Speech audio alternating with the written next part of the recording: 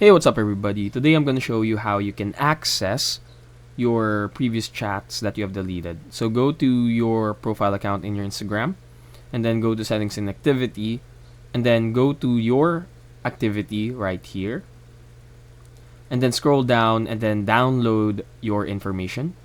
Now, you're going to have to choose which account you want to download information from. So I'm going to choose my main Instagram account right here.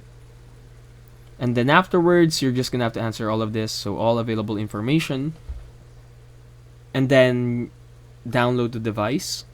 And then what you want to do is select a date range, so let's say just from last week, and then create files. Now this is a tedious process. It takes quite a long time. Now, as you can see here, it's requested, so you can either cancel the request or you can wait for it. Afterwards, after waiting, you can now download the request, download the information. Now there's gonna be a bunch of folders.